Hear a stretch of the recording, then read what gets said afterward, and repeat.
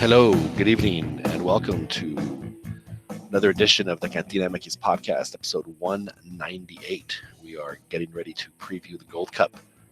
It starts on Saturday, the 15th, in Pasadena, California, where I personally and affectionately know it as Vince's place for what I was able to witness about 12, 13 years ago in Pasadena in 04 and 05 with the Texas Longhorns. That's where Mexico will start. They'll play Cuba, and also in the undercard, Canada will be playing Martinique. So we'll see if Canada's going to finally get it going in the CONCACAF region. So we'll talk about that. Talk a little estufa, teams making moves. No more drafts, so it's not all going to happen over a weekend for players. So we'll see how that turns out. We have a new Liga MX team, which we will also discuss as well. But we'll jump right into that in a moment. But before we do that, let us introduce our panel, because we do have a full panel here on the CantinaMX podcast. So let's get right to it. Joining us from Irvine, California, Joel Aceves joins us, who will be in Pasadena this weekend. Joel, how are you, sir? Greetings, John. Continuing my romance with Tata, and I've noticed how the Mexican media has now jumped into that bandwagon. They are smitten, Joel. They are definitely smitten. You know what's happening to the Mexican media right now? They're sitting down, and they're in class, and they're writing their first name with Martino as their last name, because thinking that they might get married someday, and they're putting little flowers. That's what the Mexican media is doing right now with Tata Martino. Joel, good to have you on. We'll get right into the yes Gold Cup talk here in a moment. Also joining us from Kyle, Texas, Albert Chiquiscampa joins us. How are you, sir? Hey guys, doing good. Glad to be here. Periscoping the podcast as well, so it's on Twitter live as well as YouTube. Oh, well, there you go. We are on Twitter live. We'll see how that works out. Thanks for doing that, Chiquis. Chiquis, you don't have any plans to catch any of the group stage of the Gold Cup, but you're thinking you might hit some of the knockout stages, Houston and then beyond, possibly. Yeah, Houston, and then if plans work out, maybe I'll take a trip to the final in Chicago. Yeah, Windy City. It's Chicago's always a nice break from Texas this time of year, because you get to get out of the heat. Well, it's good to have you on, Chiquis. It's been a while. I know we've had a couple of weeks where you've had a lot of craziness with some family stuff, people moving on. Congratulations. Yeah, graduation. That's why they call it commencement, because it's really the beginning of something, not the end of something. Yep. The commencement ceremony. No, congratulations. That's I'm sure you were a very proud parent over the past couple of weeks. I'm sure that was a great feeling for you. So you should be very proud as well. Yep, indeed. Thank you. So we have two Texans. I live in Lago Vista, which is literally in the opposite end of the Austin metropolitan area where Chiquis is. And then joining us now, Jaime, are you up in the Bay Area? Is that correct? Yes, sir. Up in here in the Bay Area. ¿Cómo estamos todos? Jaime Landeros joins us from the Bay Area, sir. How are you? I am doing great. I was at the U.S. Open Cup yesterday, San Jose Earthquakes versus the Sacramento Republic. Pretty entertaining game, and I'm just going through the photos right now. It took like over 2,000, so yeah.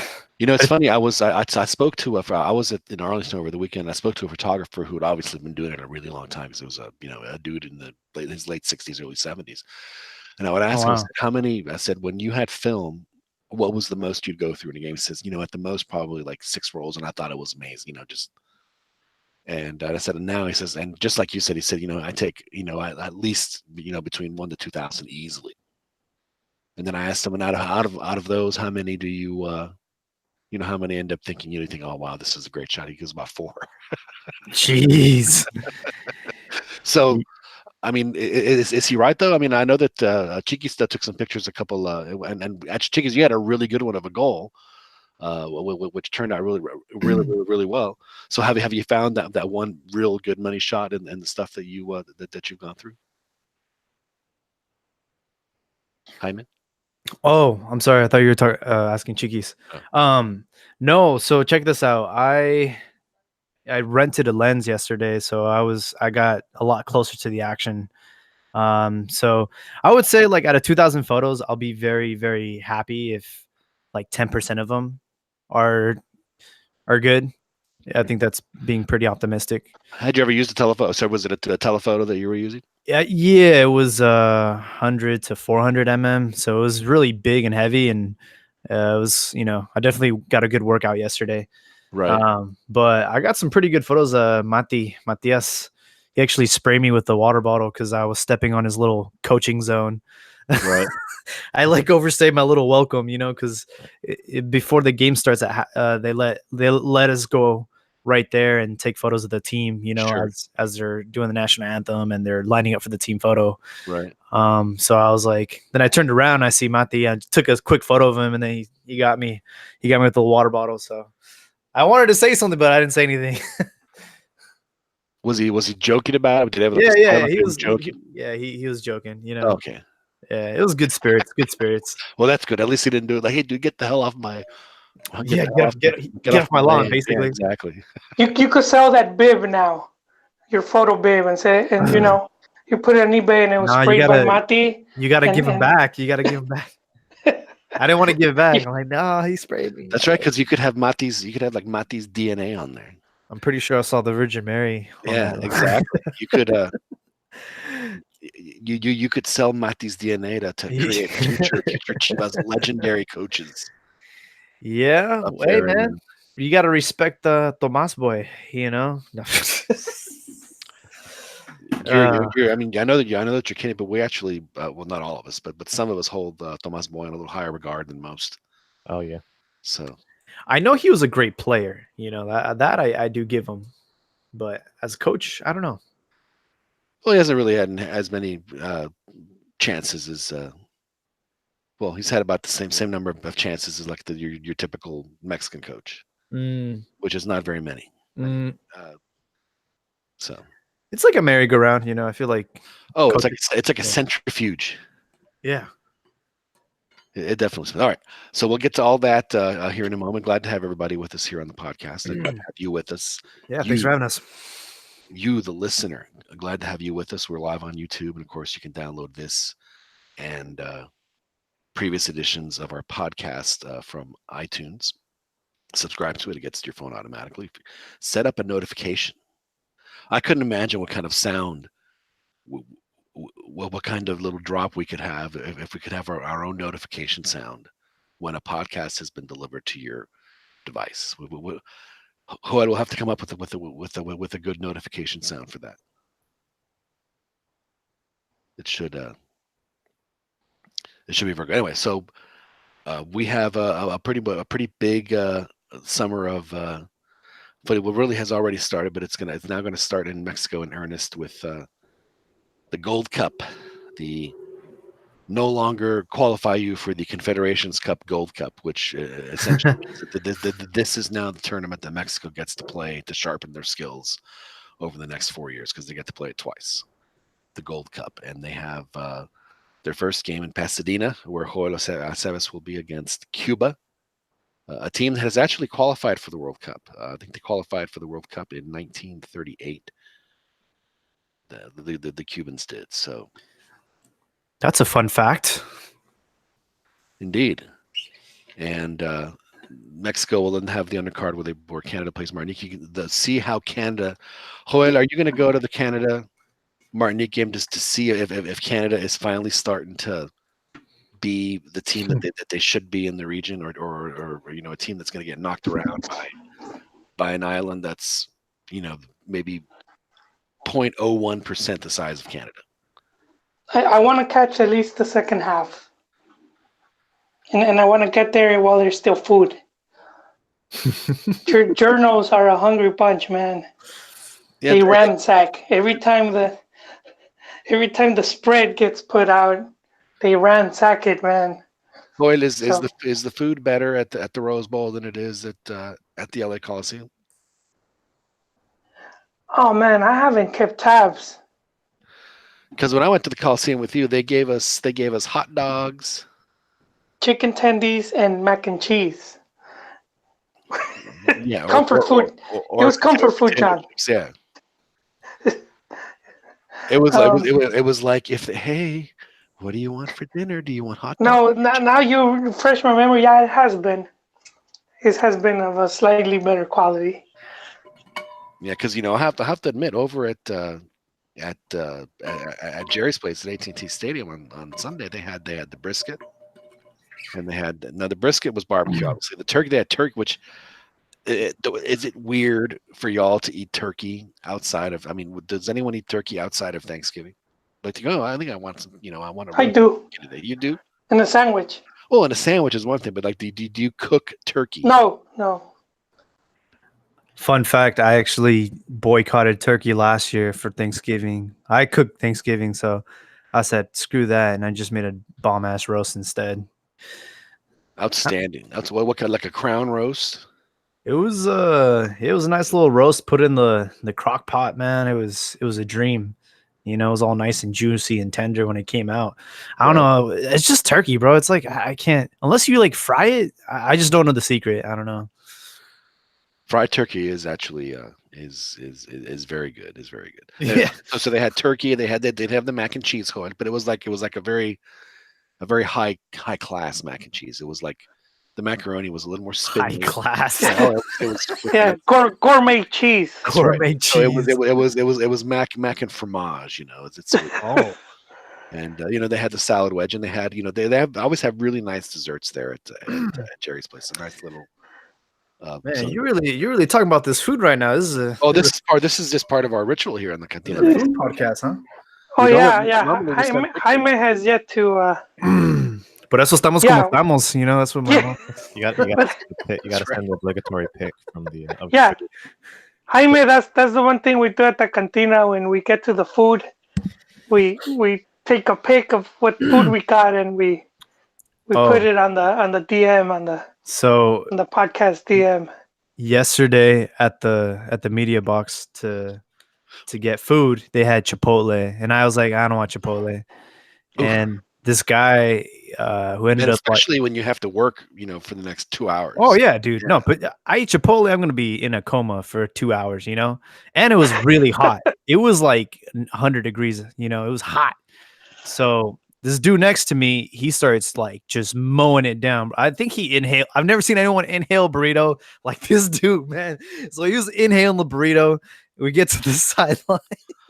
This guy started sweating bullets, like dude, sweating bullets. And then I would say 20 minutes into the game, you just hear this guy start yakking, and he just started yakking all over behind the goal. It was horrible.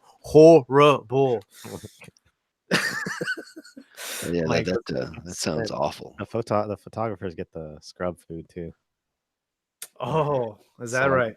Yeah, and the last game John and I went to, he was up top and I was down there and doing the photographer. Because you guys get a box, right? Like a kids meal box. Yeah, basically, yeah. and they didn't let me go up. Like I had my. But I mean, Jaime got Chipotle, so he was allowed to go up. I didn't.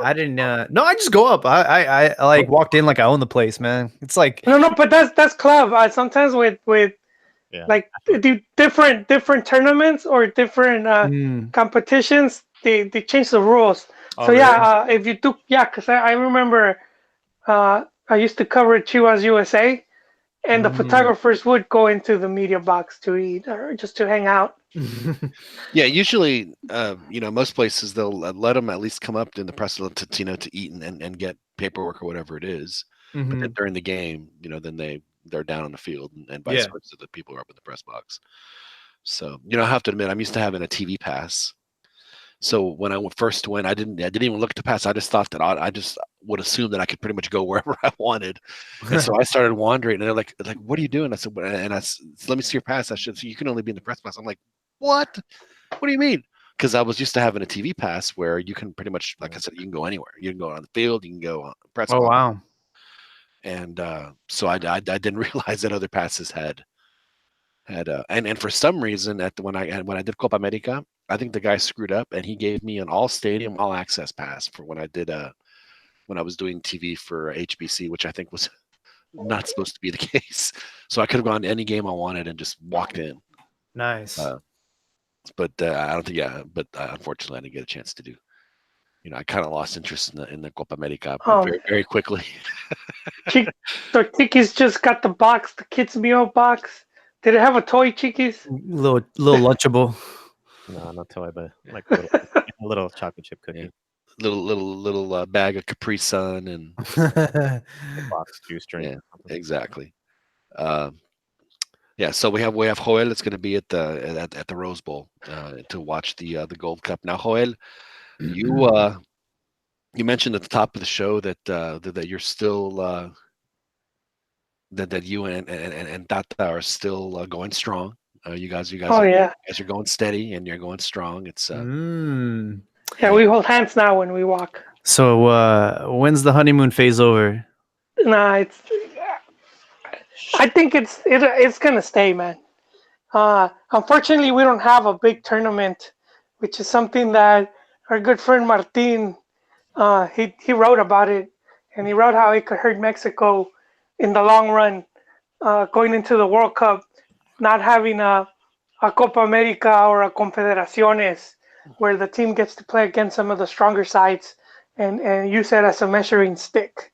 And I think that, yeah, it's going to be difficult to judge right there. Tata just playing Gold Cups and League of Nations, and it's these rivals they're very they're not very strong. So let me ask you this, Joel. Do you think? Well, I'd say next year, but then the Euro has 24 teams. I'll say, I mean, remember the old U.S. Cup that used to happen and started in 93? Yeah. Is that something that's going to come back, do you think? Yeah, I think because, man, I think if you're FMF and even USSF, you have to come to that realization that you're going to have to schedule in some tougher opponents there just to see how you measure up. I could see it. I could see something like that happening. Yeah, we had the U.S. Cup and they had the Nike Cup, and it would be like a quadrangular, and they would invite two really good teams, and then U.S. and Mex, and they would just face each other. And was it doble jornadas? Can't remember. No, it was in different places. I mean, there are times when the U.S. put a whooping on Mexico. I think that was the start of the realization that I remember that game. It was the Comando Puma. It was Hugo Sanchez. No, this was before Hugo. This was in '95. They played in that RFK Stadium and they won 4-0. Oh, they beat Mejia Baron's team. Right. Was it after or before the Copa America? It was. I can't remember if it was before or after because they won that one too. That's right, I remember. They won them both. Yeah, but the Copa America was on penalty kicks. Right. He just hung on the post for the whole game. But this other one, they did put the hurt. Right. Okay, yeah, I remember. Yeah. So they. Yeah, and those cups were where they started beating Mexico, and Mexico fans, we used to be like, it's just we don't take it serious, and it was like it's not, that's nothing. Right. Until we got to Jeonju. Right. 2002. Why you opening old wounds, John? I did not. You're like Salt Bay. I did not go down this path for it to for it to end their hold. But if it did, my advice to you is to start drinking heavily. Yeah. So let's. I got some salt for you though, Juan. Oh, you got the salt rifle. Yeah, on your comment you made about the Tata, I guess, love affair. Yeah. If I think if, like you said, there's not much competition in Gold Cup. If there's a tie or if Mexico ends up not playing good in one of these games, the tides could turn. There could be some negative criticism. So it is sort of a risk, like to play subpar teams, if you want to call them that, where if you don't play up to par, or if you think you're just going to blow through them and they actually compete, then Yeah, Mexico. but Chiquis, do you think that Tata Martino is going to be dumb enough to overlook Well, teams like this? maybe not, but the players. We've called them divas before. We've called them. We've mentioned. Oh, and when was the last time you called a player a diva? Man, it's been so long. I was probably Pulido, man. Chiquis called players But divas. not a selección player. I haven't. Just reject like a whole bunch of players rejected coming to the Gold Cup. I think. Yeah, but and they're not gonna be there. I think the guys there are hungry. Pizarros, the Orbelines, you know, those dudes are hungry, man. They want to carve their spot into the team and win. You know, win a starting lineup for the next World Cup. So we have a listener over here on my Discord channel, Hugo Sanchez, and he says the love for Martino you speak of is merely a retreat of the slob job the Mexican media went through with Cesar Luis Menotti. Oh, okay. That was so long ago, man. Is that why is that? And that's a problem because Joel. I'm going to ask you a question here. Who is credited for essentially modernizing and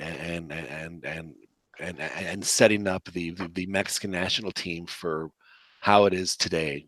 Who is the person who's credited for that? Yeah, it's Menotti, man. Yeah. And you could find a lot of old interviews with players from that time saying how he changed their mentality, and you have some of that too with the Argentina team, because he you know, he was their coach when they won their first World Cup. And there's that story, I don't know if you guys have seen it, how the Argentines are looking at the German players training, and they're getting nervous, and they're seeing how much more physical the Germans are. And Menotti tells them, like, "Were you guys scared of that?" You know, he's like, if they were to have grown up where you guys come from, they wouldn't last a day. So I mean, I think that's one of the things he would work, the whole mental aspect and the way you see yourself and the team. And I think he did play a good role in that. But it, you know, good thing he brought Menotti, because something we talked about when as to why I've been so big on Tata lately, and it's like a no quote again from El Flaco, where he said that in order to get the team to play good, you needed three things, and that was like have an idea of how the team's gonna play, get the team to believe in that system and that idea, and then to have the players that when things aren't going right, that they're gonna, like, they believe in the idea so much that they're not gonna give up on it. They're gonna keep playing on it. And if we see like the comments recently on some of the comments that were made recently, was it Ochoa and JCO, and they talked about how they were telling no, it was Marquez and Ochoa, and they were talking about Osorio, how they were telling them like they didn't want rotaciones. Right. So I mean, dude, they get to the World Cup and it's like they don't believe in what Osorio, you know, what his system, what he had in store for them, and we could see a lot of how the team crashed against Sweden. And the one time he didn't use the rota, the two times in a rotation he ended up giving up 10 goals. Yeah, and then so I think with Tata, like one of the things I've noticed was that, like, just seeing how the players were playing and they seem more loose, right? And some of the post-match comments where it was like, okay, we really like what this guy brings to the table. Well, like I could see myself succeeding in this, with this system and whatnot, and you've seen it with echoing after all of the matches. I'll tell you who, in my opinion, and I think you got a little knock. I don't think that he's going to be 100% when it starts, but the guy who has just completely blossomed in the Martino system is Jonathan dos Santos. He's playing out of his mind when he plays on the world on the national team under this idea of playing men. He is loving it.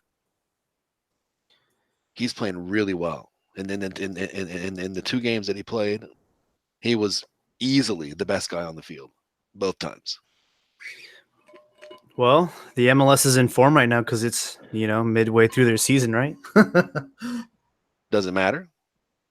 I mean, again, who are Mexico's this is the tournament they're playing.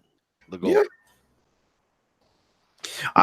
Jonah's one of those players like he shouldn't have left Villarreal, but he wanted to join his brother, and I mean again, to me, Jonathan is a player. He can play whatever league he wants because his quality will show through whether he's playing in MLS or whether he's playing in La Liga. I mean, he's proven it for years. I mean, he had a much more accomplished La Liga career than his brother did. Oh yeah, 100%. Much steadier. And and that's why it was everyone was so surprised. But again, he's on the other side of 25. So, but the fact that he's here, I mean, I think that he could be a really good player. Just you can't ask for, if you're going to have 30-year-olds on the pitch, you want to have a 30-year-old guy that can play the way he plays and sees the field the way he sees it. Yeah. And piggybacking off on a comment you guys said earlier, I do agree. Like with a new coach, you need buy-in from all the players, and maybe that's why some of these vets are opting out. Maybe they don't have buy-in with Tata, or maybe Tata has certain expectations and they're kind of just pushing it to the side. I think it's just interesting that there's so many players opted out of not coming to the Copa Oro. Regardless of whatever their excuse was. As a fan, it's actually kind of it's exciting to see how these guys are going to play because of the fact that you just haven't. I want to see who's going to handle it, because I've seen guys that you have a lot of expectations for you, and even in the Gold Cup they don't end up panning out because they, for whatever reason, they just don't play well. For the national team. So I'm curious to see who can do it and who's going to step up. Exactly. Yeah. I think Pizarro will, finally cement himself into the team. We've talked on this podcast, and Joel and I, for the past couple of weeks, and we both agree on 2 things. Joel, if I'm not mistaken, we agreed on the fact that in the decade of the 2010s was tainted. It was set in motion to go a disappointing way by Nestor de la Torre. And we also agreed. I don't agree on that. I thought we agreed on that. No, that's not me. No. That's wrong, Joel. Oh, wrong. It was the other Joel. And the other thing we agreed on is that Rodolfo Pizarro has the biggest opportunity on this roster. You're seeing him play. You're seeing him have his best games with the selección.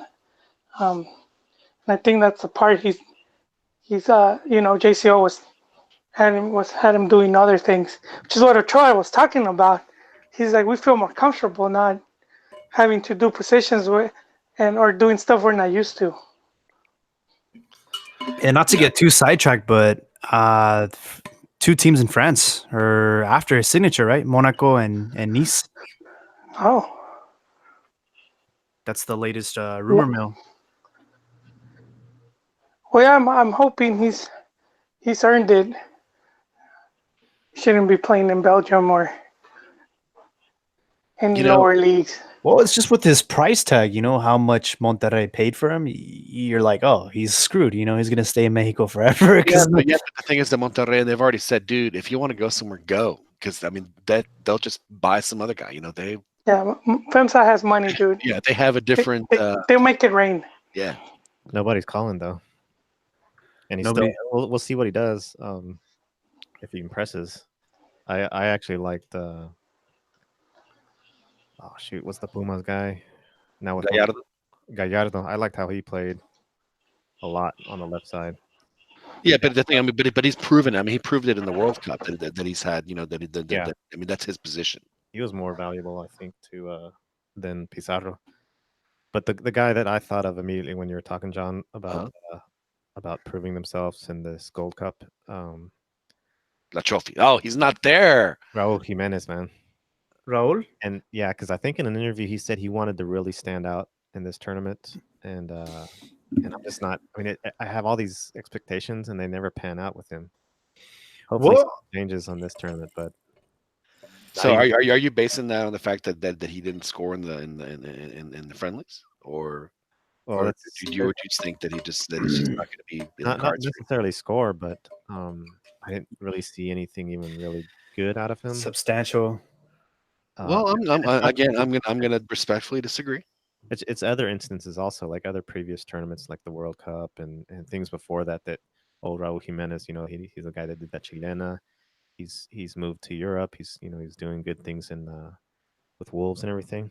But yeah, I mean, I hope he does step up more so than Pizarro in this Gold Cup.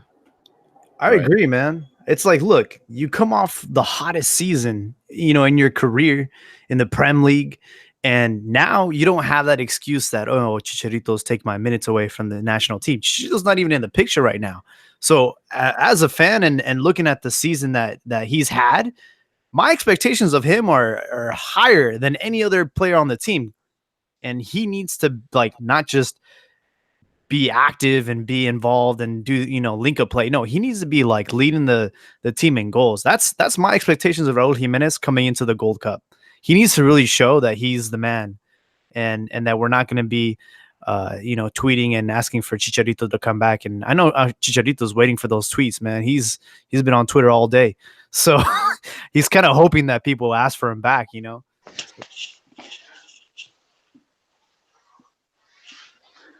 Now, I mean, this isn't Raul Jimenez's first Gold Cup because he played the one in 20th, and he was set up to be the quote unquote man in the 2013 Gold Cup. He started every game, and I think he ended up scoring,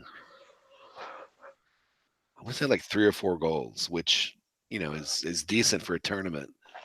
When you're in Mexico playing in the Gold Cup, I mean, you want your forwards to get 3 or 4 goals in the group stage. Because of the teams that you're playing, it should be there should be some goals to be had.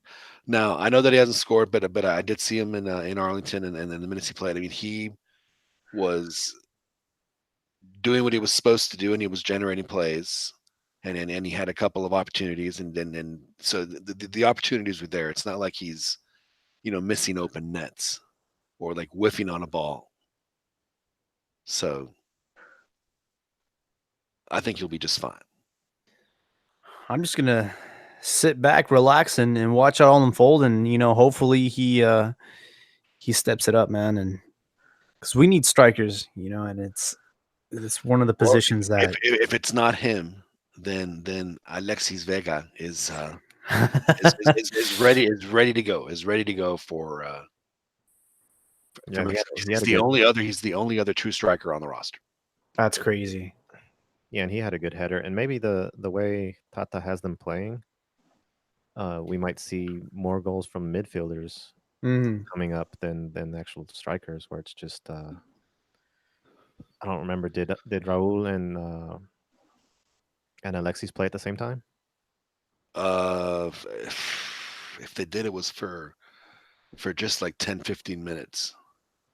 Because you see Pizarro up there, and he's the one that got that tap in goal from Gallardo. Raul, I think, was behind or something. These guys are pushing up. Guardado got another goal, old Guardado style goal from right. Jonathan got a goal. Jonathan, yeah.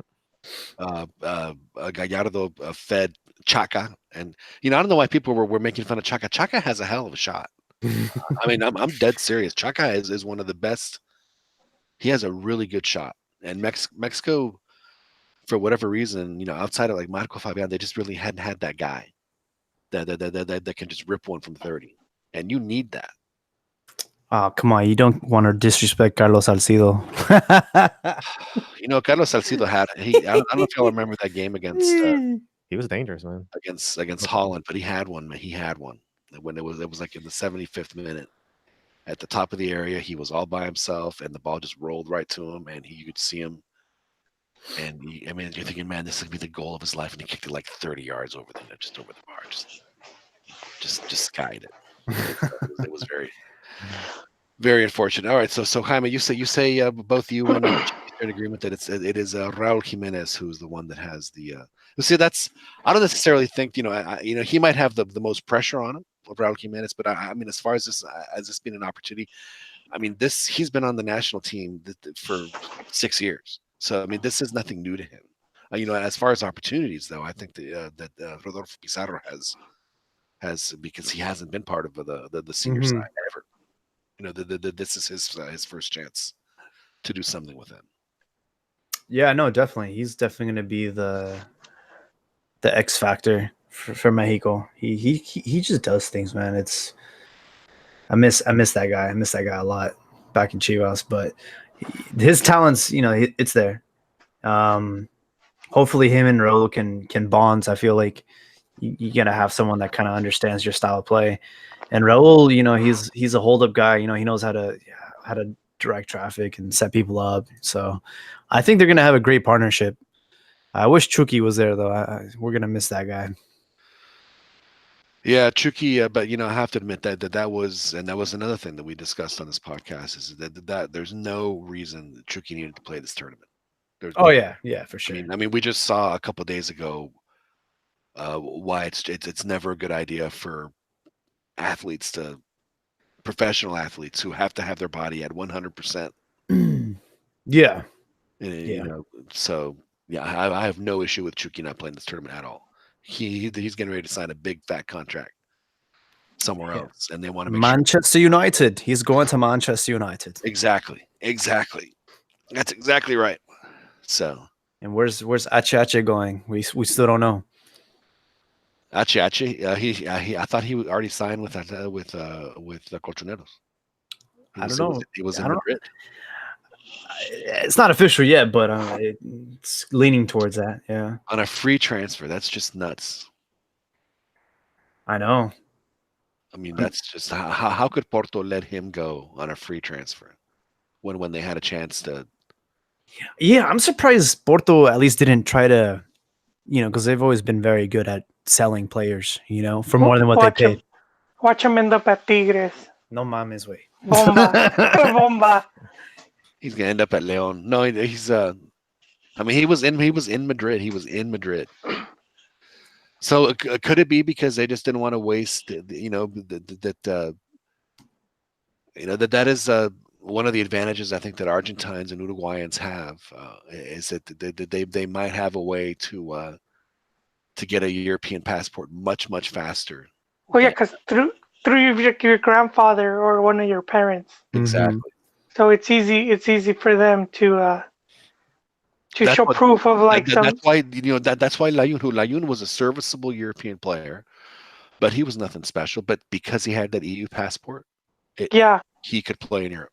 And Borghetti had one too, but he had Italian passport, but he didn't really use it.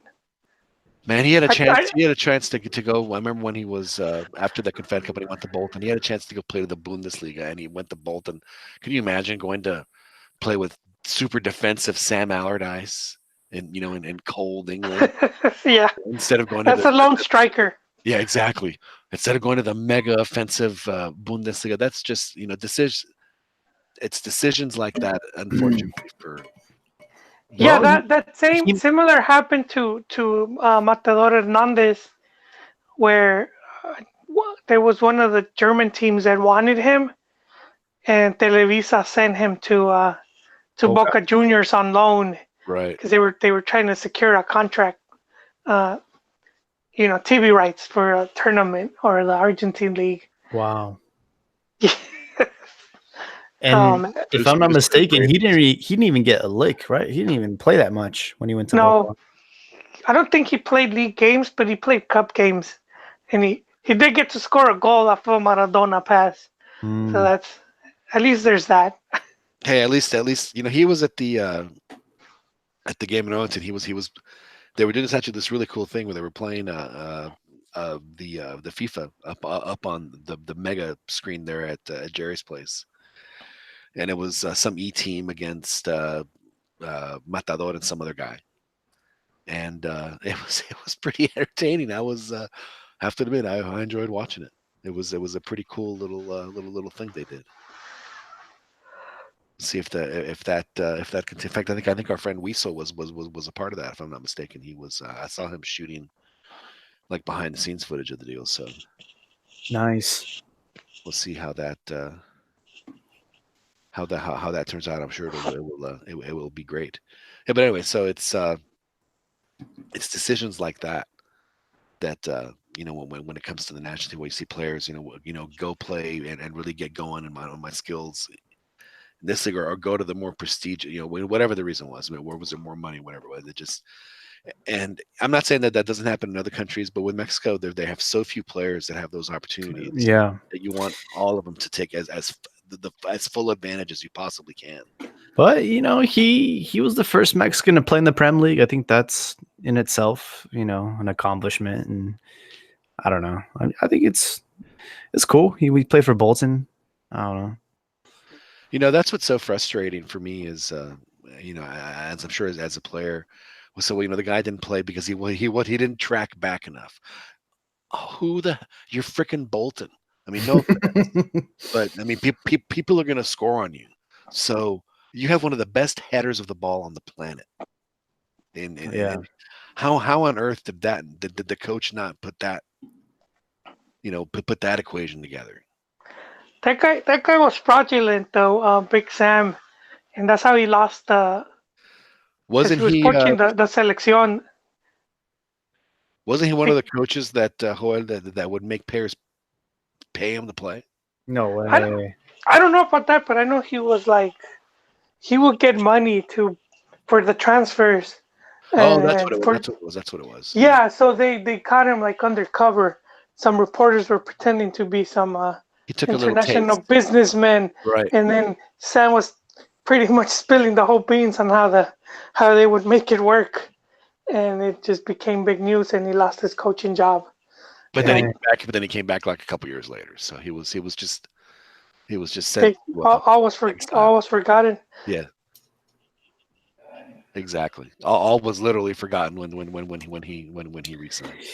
Anyway, but that's the issue to me, is that there's only like 10 guys that do that. So you want all 10 guys to have, compared to Argentina, where there's 200 guys that do that, and then so then not all of them are gonna work out, and so that's the what Tata's gonna have to work through, and the only tournaments that he has to do that are the frankly, just the Gold Cup, and then the equally important CONCACAF League of Nations that's going to start in September this fall, where they play Bermuda and Panama, but that one is home and away.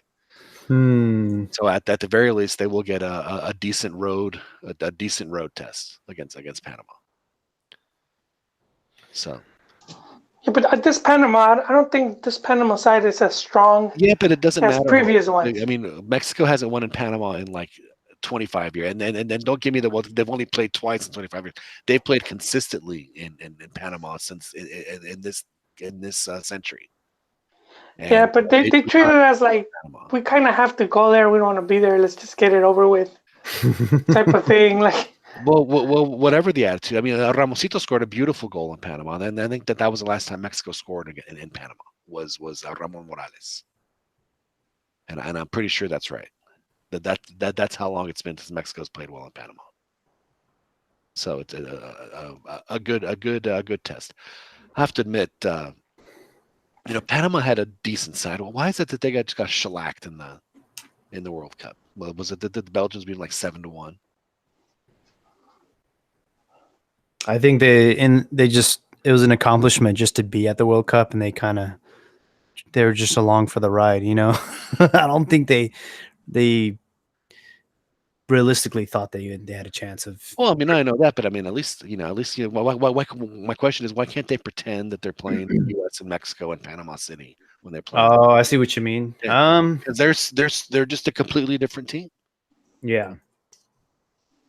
You know, the same thing with Honduras. Honduras, man, when they play at home, if they get it going, man, they are like, holy crap. You know, if they ever figured this thing out, man, they could be a really dangerous team. And then, you know, everywhere else they're just, you know, nothing. It's just a very for Mexico's only competition is going to be these folks, and these folks need to realize that they're actually better than they are. Yeah. So, is 2016 Panama versus Mexico, lost 1-0. Oh wait, international friendly, that wasn't in Panama probably. But you know, we do. Well, I do take credit away from a lot of these teams from Central America, but we have this really negative view of them because we see like what happened with Honduras recently, which was funny because I had a Catracho friend on Facebook, and he kept tagging me when Mexico was losing, and and then for the Honduras games, that dude just disappeared. But we saw what happened with Honduras, man, getting beat really bad. They had that one guy that scored 3 hat tricks on them. What was that? A 12-0 loss? What was that? That was embarrassing, man. And that was in the U20, and then their senior side just recently, didn't they lose 9-0 to Brazil? oh man, yeah. So we see stuff like that, and we you know, it leaves a poor Pero image. cuando viene México, se ponen las pilas. Yeah, it's true, but have you ever seen such cruelty? That's what. But if there wasn't so much corruption in those countries, these teams would be a lot stronger, because they have in the past shown better, a better level and more talent. I don't know if you guys remember the Copa America when Honduras went, and that's when they had one of their best teams. They made the semifinals. They were holding their own against Brazil. Remember, the Brazilians were like, what's going on, you know? This was supposed to be they beat Brazil, because they ended up playing Colombia in the semis. Yeah, that team was good. And then at one of the Gold Cups, you also had one of the better Guate teams where they tied. I think that they tied Brazil too. It was like in 95? 95 or 96? Yeah, it was. And then Brazil came, and they had I think Romario was in that team. But yeah, that's like their historic match. I think if you ask Chapines what's their best game ever, and I think who's the El Salvadorian player whose name is escaping me at the moment? That was better than Maradona. Mágico. El Mágico. Well, because Maradona said that, so they, he was probably just promoting the guy, and everyone took it as gospel. Well, I mean, if Maradona says that, I mean, wouldn't you take it as gospel, Joel? If he said that Néstor de la Torre es el mejor directivo en todo el mundo, would you not go? You don't need to say it for me to know that, John. Diego speaks the truth. But he might be able to say it. He just left Mexico again, right? Joel, what finals. What would you do, Joel, if they're in Irvine, if Maradona, hearing how much you would appreciate this, would send Vicente to your house, and then without you knowing, and he rings the doorbell, and you open it up, and Vicente just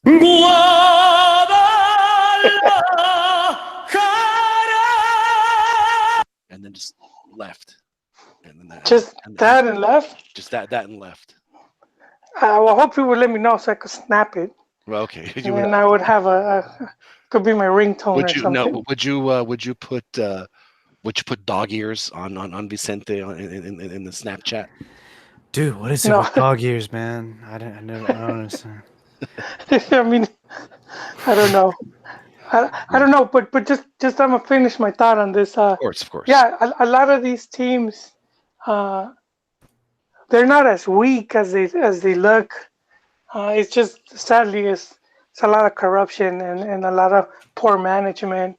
It's At not one just the point, corruption in the management, Joel. It's kind of like you said. It's like the players just never believe. They never have the belief in themselves or in their team or anything else. but also if you don't have a good system set in place, because you could go through generational changes, and like I don't know if you guys remember at one point Jamaica had all these players in England, like in the different divisions of England, and their team was pretty competitive. They ended up when they went to the World Cup '98. I mean, at least they didn't get embarrassed. They held their own, you know. No, they got But they're embarrassed. never able to build up on that. Like Right. you get that, and then that's it. It's like they're starting from scratch all over again. It's like cool runnings, man. They're practicing for the snow on a little carrito, dude. So yeah, it's really difficult, but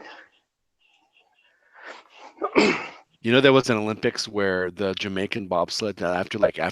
they done that, and they actually got pretty good. They beat the Americans in I can't remember if it was the 2-man or the 4-man, one of the Olympics. It was pretty. They came in like 10th, 9th or 10th, which is pretty good for the. Of course, in the movie, didn't they win the gold medal? Oh, I don't think. I don't remember. Yeah, I don't remember either. I just remember them carrying the bobsled and people clapping. I think that's where and it falls apart, right? they like fell. Right. Yeah. That I have to admit probably would not feel very good. Crashing and then the humiliation sliding down the ice the rest of the way would probably not be good. So you're right, Juan. So though, is there maybe since this is the only way that Mexico is going to be able to measure themselves, at least in official matches, what would it take, do you think, for some of these other confederations to maybe take it a little more seriously, or do they even want to take it more seriously?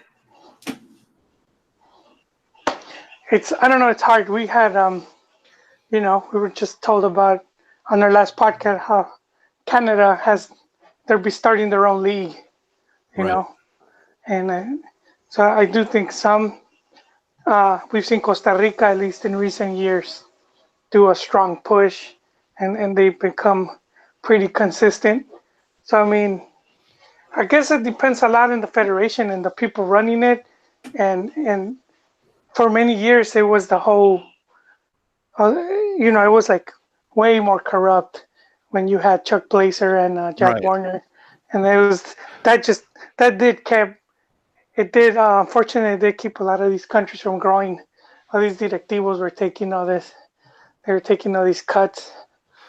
Well, and that's why I think that if they're going to have this Gold Cup in the League of Nations, to me the next step is to is in the Gold Cup is to let the El Salvadores and the Guatemalas and everyone have one home game. Yeah, and but you know what? I forgot to mention the accountability as well, because if you're doing tournaments like that is leaving these federations money, then they have to demonstrate that they're putting money back into the sport.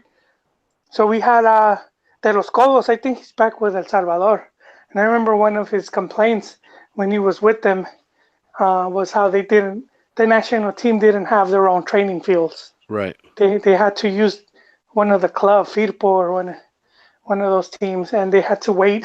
They had to wait till the club was done. We probably sweep. So yeah, stuff like that. Don't forget to turn the lights off. Yeah, and you had, what was it? The players from El Salvador too, where they were talking about how they wouldn't even provide Gatorade, or orange wedges at halftime. Puros So codos. I mean, yeah, dude, like, how broke are you that you can't even have? It's not that they're broke. It's that they just don't want to, turn some of that money loose. The dude in charge of providing that, he's just like, connect the manguera, man. It's like, F those dudes, man. Just they could drink from the faucet, dude. These are small excuses, though, man. I don't think they have really good significance in. What, Chiquis? Come on, man. You have Brazilian teams, Brazilian kids playing barefoot that are the best players. Yeah. I guarantee you there's El Salvadorian kids playing barefoot too. Yeah, at the Kicking a coconut. at the Huh? percentage of kids that are in Brazil doing it, the passion is just not there. There's different levels of passion. And that's Yeah, why but Yeah, you know what, that's an unfair comparison, Chicas, because it is. because Yeah. Brazil, okay with Mexico. you can say that about Brazil and any other country, and there's just the passion is just nowhere near the same. Okay, But- Soccer, compare Brazil, with Mexico, the same thing. everywhere. Mexico does not pales in comparison to Brazil and That's Argentina. my point. Is that every country pales in comparison to Brazil. And El Salvador, Period. Jamaica, all these countries in the Caribbean pale in comparison as far as passion and the amount of individuals who have that passion in play. No, but you also need infrastructure, Chiquis. You need canchas That's where people could go play, and part of you it, need that's you a need to small part of have. it. You have people. Yeah, but Yeah, but you got Brazilians playing in favelas and on the beach. yeah, and, but they have a way of getting scouted, and eventually there's all these clubs that you could play in different divisions. They have so many there's more fields than any other, and big fields, little fields, and they're everywhere. I mean, it just so there's more opportunities like Yeah. overall than some of these other countries. You only have like That's just right. that one shot. The demand is there, man. The demand isn't there for these smaller countries.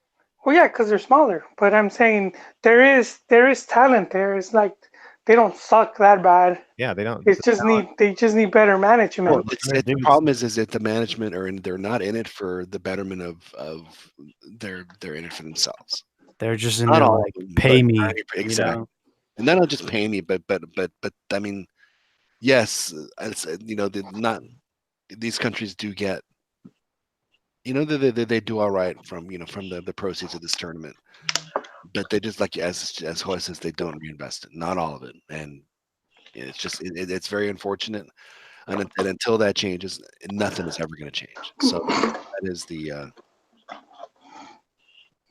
and it could be that there have been times where there have been some folks that actually do want to make things better, but more often than not, it doesn't appear to be the case. I mean, if you can't even provide Gatorade for your team, I mean, are you that much of a? I mean, seriously. At least the Powerade. At least give them some Powerade. Hey, at least remember Quick Kick. Did you ever drink Quick Kick in high school? I remember Quick Kick and Saco. Exactly. There must be some old bottles of Saco somewhere. Just give them that stuff. Crystal Light. No, we don't want to. We draw the line at a Crystal Light. Saco. All right, so obviously Mexico should have no problem with the group. Now the Canada game is interesting, and I think it's the one game where I do think that Mexico has a chance to not win. It is the Canada game, depending on how Canada comes out. But I mean, it's not like we're playing the Toronto Raptors, bro. I understand that, but I mean, Canada should have improved, and they're playing in Denver, which is a little different. I mean, again, Mexico is a favorite, and they should be. But to me, I mean, Martinique is not going to tie Mexico, and neither is Cuba. Canada has a chance. That's all I'm saying. I'm just gonna say this right now. Mexico's gonna win the Copa Oro. Caminando. Easy work. Okay. Who's gonna step up? I want to know who's stepping up. No one's gonna step up. Yeah, I think the U.S. could probably give them a headache, just because the U.S. has the style that they've always played. That has traditionally given Mexico a headache. So I think they could still provide that. I mean, they did beat Mex already. What was it, 1-0? When Tuca was handling the team. Tuca's a old guy, man. Memo had something to say about that too. Memo was quite outspoken at this mix zone. He actually talked about Tuca. He said when Tuca was in charge, they did not. They literally just showed up and played foot tennis. That was their practice. Maybe it worked on a couple of sets. They didn't do anything. I forgot who. It was like one of the a French player that Tigres bought, and he was criticizing Tuca as his coaching techniques are antiquated. So I saw that. I think that guy was just salty. He couldn't break into the first team, and he's just left soft. I forgot his name. See, that's how insignificant that guy was. Exactly. Sort of like the America's Still take it with French a grain of striker. salt. He's obviously, his tactics are antiquated. It's not. I don't know. Well, I think the issue was that Tuca understood that these friendlies were absolutely meaningless because there was a coach coming and he was like, guys, I'm not going to waste your time.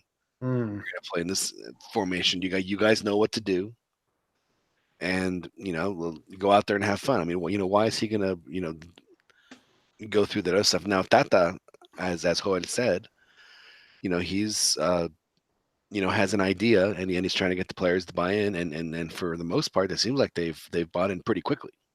Mm-hmm. And again, I don't necessarily think it was a criticism of Tuca. He was just saying that, Tata's definitely, we are definitely working on stuff when we have the time. So Tata's in it for the long haul. He's, this should be an 8-year project. 8 years? Yes. That's been the seleccion's the goal.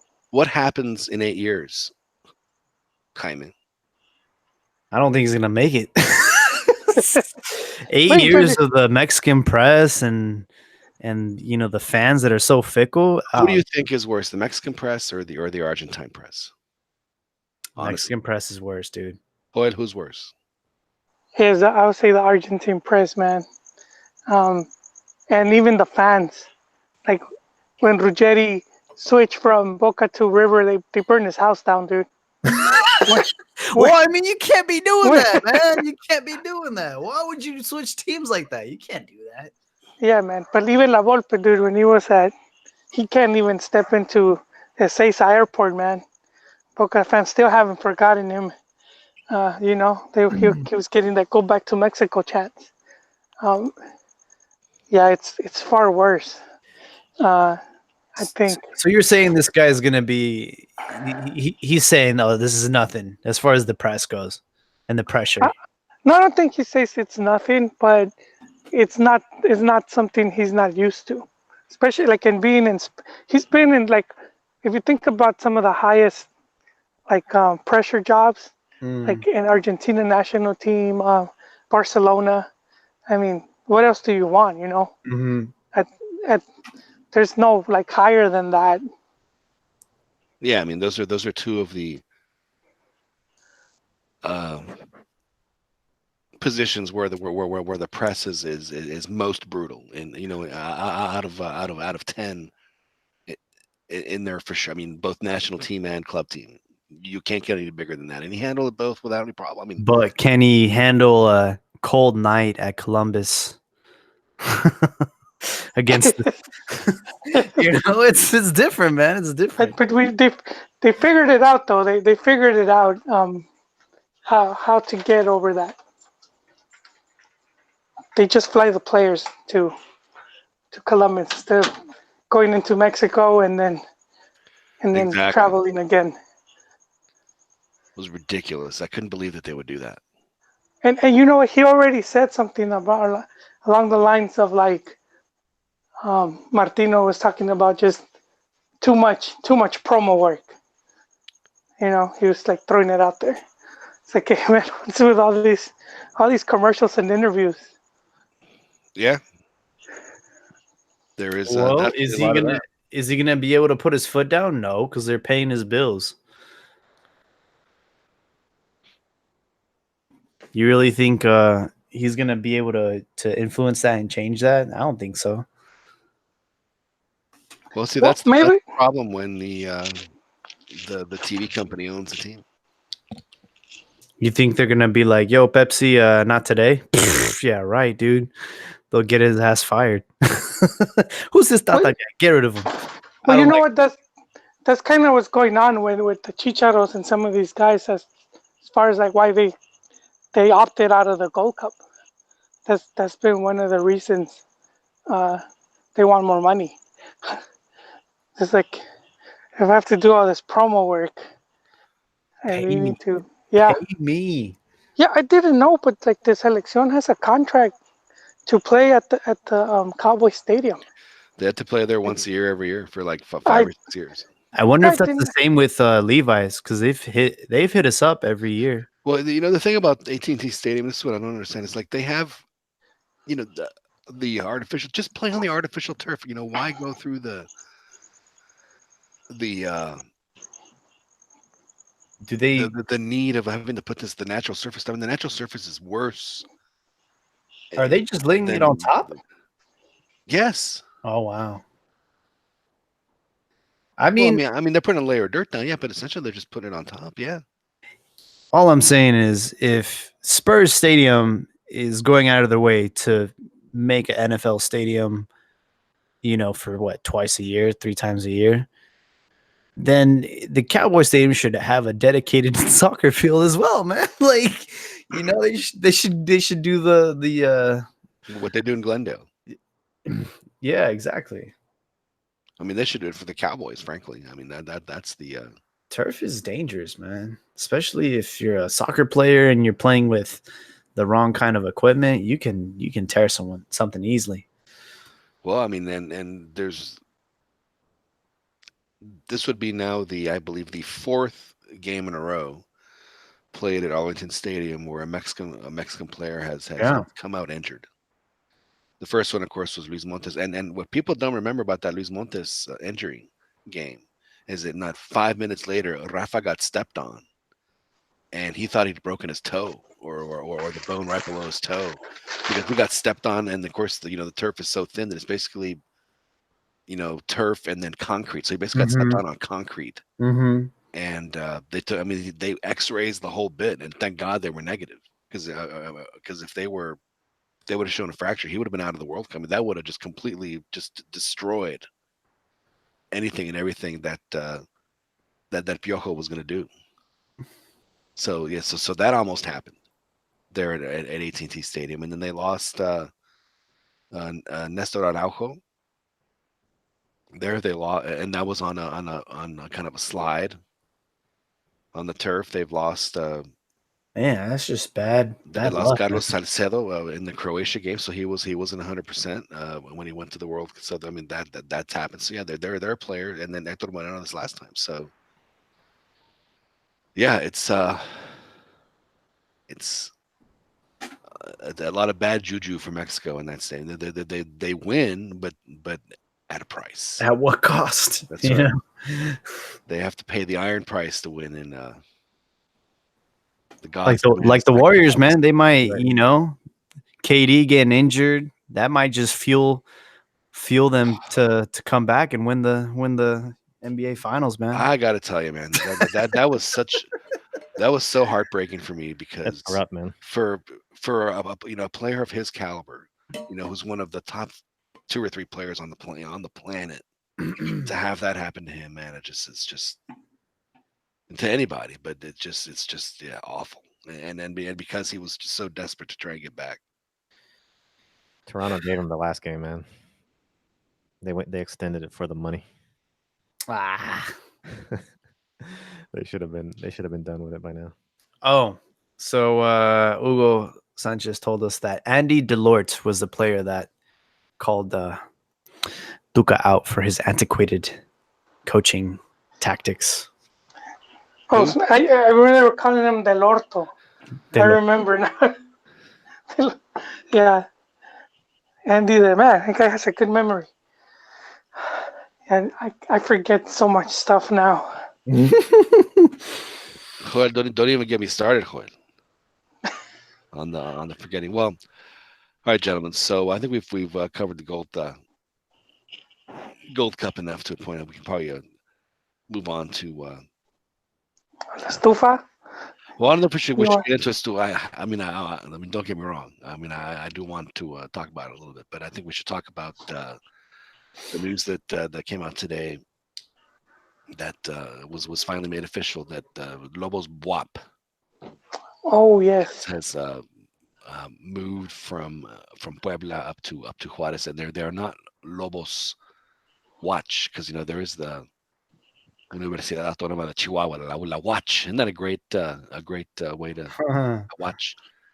No, they're gonna be FC Juarez, and so now Juarez is back in Liga MX, and wouldn't you know it, it's when they're trying to get to 20 teams. So Juarez is now officially back in the fold in Liga MX, and probably going to be there for the foreseeable future. Yeah, so I don't understand these deals. You know, it's like, hey, like we're just gonna buy you out. Wait, what happened was that so Lobos Buap, and Buap is the university, which is Benemerita Universidad Autónoma de Puebla. Still don't know what Benemerita means, but that's what Buap means. Is it public or private? Oh, I have no I don't even know, man. Because but it is the oldest and largest university in Puebla. Wow, founded 1578. Damn. Yeah, they're old, man. That is a little earlier than Harvard. Joel, how could that be? How could that be? I don't know, but so basically, the club, it was like a weird setup where I think the university owns like the franchise or like the club name, but then it was like some investors that were running the team, and there appears there was like a fight between the investors, and then the university just didn't have money. Kind of similar to the whole Tecos thing, where it was tied to the university, and Tecos UADG, and Pataleaños were the ones controlling it. So yeah, so they lost the funding, which wasn't a lot to begin with, and there was just more money to be made by selling the franchise. Yeah, not only that, but I mean, remember their TV contract was nothing. I mean, they couldn't get one. Didn't they start one of the seasons like their games weren't televised until like match week 5? So they just never had a chance. I mean, that's just the reality. They just, when one team is getting a TV contract that pays them, 100 times as much, what are you going to do? Yeah. So I mean, and I think, which is, but you know what? There was some it was a bit sketchy the way that Juarez ended up being the team, because it's not like it was put for auction. So some of the Liga de Ascenso teams complained, but they've kind of kept it under wraps. But Juarez ended up like I think they were like at the bottom of the table. They were like 17th or whatever. And don't forget they were penultimo. They say, they were in the Copa MX finalists. They played Club America. They were finalists. I forgot about that. But in league play, they did pretty poor. I think, they didn't even qualify for playoffs. But I guess the transaction had been made like long ago. So I think this deal was in the works since last season. Oh wow. Yeah. So that's why they weren't so worried about. Yeah. So it's so like next year anyway, so it doesn't matter. It shows how much of a joke is. So when Liga MX was talking about getting rid of promotion relegation, and there's people throwing a fit, and it's not like we have a legit system in place. You have Veracruz that gets relegated, but they could pay and they stay, and then you have a team that didn't win promotion, but they could buy their way into first division. It's like Chivas, I was legit worried like a few seasons back. It's like, oh man, if we get relegated, it's gonna be embarrassing. Joel, and I was like, how worried were you? Were you worried enough to start watching games again? Were you Chi Hermano worried, Joel? Not full. I didn't go full Chi Hermano, but I was. I was concerned. All right.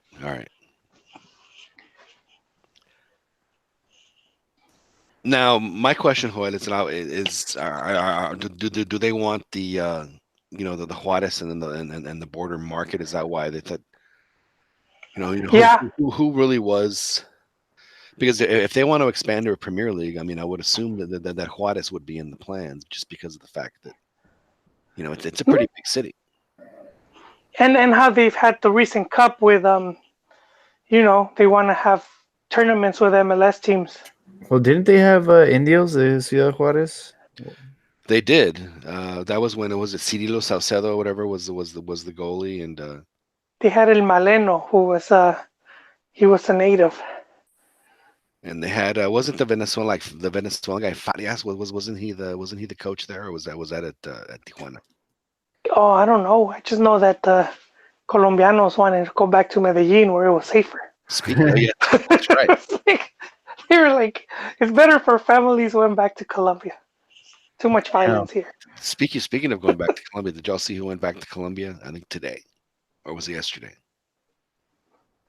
From where?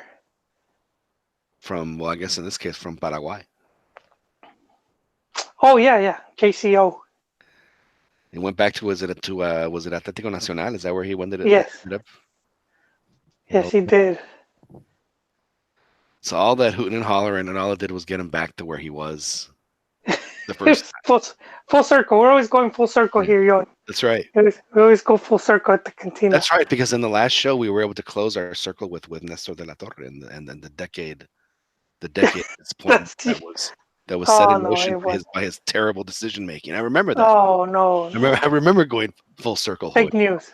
So I guess he didn't use the springboard that is Mexico to get himself some Well, good he wanted to coach in the Dedicate. EPL. Yeah. His goal was to be in the English Premier He League. can try to get like a trainer job or something again and work his way. I will have to admit, and Joel, I think you can attest to this. The way that the press treated Juan Carlos Osorio in press conferences and the way they treat Tata Martino in press conferences are entirely different. Am I right, Joel? I didn't get to be. I don't think I got to be at a presser with JCO. I thought, you didn't do the JCO ones? I don't think I got to go. I mean, I think I might have caught one or two games, but I don't think I ever went. I just like I'm gonna go home. I'm gonna go hit a tailgate or something. Right. Well, they are different. The press with Juan, and then Osorio on top of that just felt like he needed to just elaborately prove his point. This is why trade just went on and on, and Tata just doesn't do that. Tata just tells it like it is, and that's that. This is my opinion. Hey, it's my opinion. He's like, this is what I think. Somebody may think differently, but this is and he diffuses things very well. I thought. I agree. I'd give credit a little bit to the press though, because they react. Accordingly to how the coach is. I think JCO was a little bit of a try hard at times, and I think the personality wise, Martino is doing well. Well, he's. But once he exposes an attack avenue, the press I think are gonna go for it. Well, of course. Plus, he's Argentinian, so he's got that clout. Exactly. Well, I don't necessarily think. I mean, I think that is a big deal, but I just think it's just because he, and Joel. I mean, I don't know if you would agree with this or not, but Tata holds the room. With, I mean, all our eyes are on him. I mean, he takes over the room very well. But Joel, if you listen to me, it would almost sound like Joel that that I've gone soft on Tata too. Yeah, he's won you over. No, yeah, soft or hard. Oh. Yes. No, that's where Joel is right now. If you're still hard for 4 hours, John, you're gonna have to go to the hospital. You still want to show me your cucumber? But no, I did get that sense. Yeah, you already had that one ready, dude.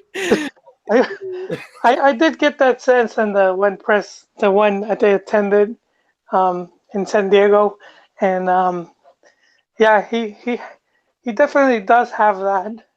But let's see how long it lasts. Right. Well, there's no It's- question. I mean, he commands respect, and he's given respect. And you're right. This is all well and good until well, the losses mount, and then yeah, let's see how different he that's is. that's why I was saying, like, from the press conference, that's when I was saying he won me over, when because he said that the Liga MX was more competitive than La Liga, and then they were throwing swipes at him, and then he's like, hey, I'm gonna address this, and he's like, to me, it's more competitive if you have two evenly matched teams going up against each other week in and week out, then you're like some small club, and you're just getting beat down by a Barcelona. So he's like, there's nothing competitive of getting a person ass raped. And I was like, yes, Did he say it like that? Yeah. I No, think Joel is paraphrasing. I think Joel is yeah, I paraphrasing. am paraphrasing. So I was like, I would have noticed that one, dude. I would have noticed that. he says if you got your ass beat by like 5-0 or something like that, how is that? How's that making you a better player? And I was like, damn, he doubled down on what he said.